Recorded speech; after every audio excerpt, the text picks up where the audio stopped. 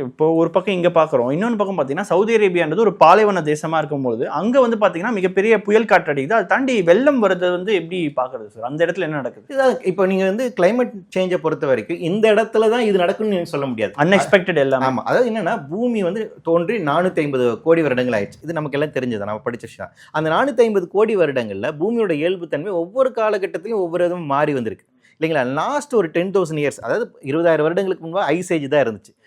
வட துருவ தென்னுருவ ரொம்ப பனிப்பாறைகளாக தான் இருந்துச்சு. அதெல்லாம் உருகி இன்னைக்கு இருக்கக்கூடிய நிலைமை வந்தது.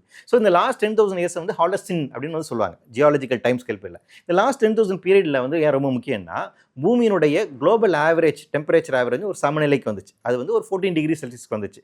அதிக குளிரும் இல்லாமல் அதிக வெப்பமும் இல்லாமல் மத்திய ரேகை பகுதியில் எல்லாம் பார்த்தீங்கன்னா ஒரு பேலன்ஸ் டெம்பரேச்சர் இருக்குது. அதனால தான் விவசாயம் பண்ண முடியுது. அதனால தான் சிவிலைசேஷன் வந்துச்சு. அதனால தான் ஃபேமிலி, நாடு, இந்த கட்டமைப்புகள்லாம் உருவாச்சு. இன்றைக்கி நம்ம சோ கால் சொசைட்டி இருக்கிறதுக்கு முக்கியமான காரணம் அந்த டெம்பரேச்சர் பேலன்ஸ் ஆனதான். ஸோ இந்த ஒரு பேலன்ஸாக இருக்கக்கூடிய தன்மை இருக்கலாம். இன்றைக்கி இந்த பேலன்ஸாக இருக்கக்கூடிய தன்மை கடந்த 200 வருடங்களாக மாறிக்கொண்டு வருகிறது இண்டஸ்ட்ரியல் ரெவல்யூஷன் காரணமாக. ஏன்னா அதிகமான CO2 எமிஷனால் அப்போ ஒரு இம்பேலன்ஸ் சொசைட்டி நோக்கி வந்து நகர்ந்து கொண்டு இருக்கிறது இல்லைங்களா.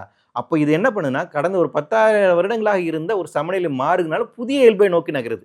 அந்த புதிய இயல்பு என்னவா இருக்குங்கிறது தெரியல. அப்போ அந்த புதிய இயல்பு என்ன பண்ணுதுன்னா எங்கெங்கெல்லாம் வறட்சியான பகுதியில் அங்கே மழைப்பொழிவை கொண்டு வருது.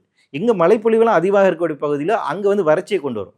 எங்கே வந்து உங்களுக்கு சூறாவளி கம்மியாக இருக்குது அங்கே சூறாவளியை அதிகப்படுத்து. குளிர் கம்மியாக இருக்கக்கூடிய குளிரை வந்து அதிகப்படுத்து.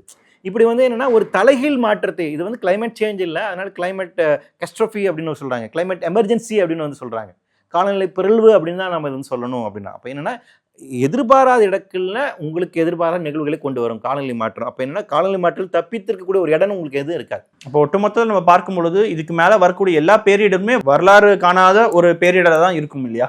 ஆமாம், நிச்சயமாக வரலாறு அது மனித சமூகமே கண்டிராத அளவுக்கான இருக்கக்கூடிய பேரிடலாக நிச்சயமாக தான் இருக்கும்.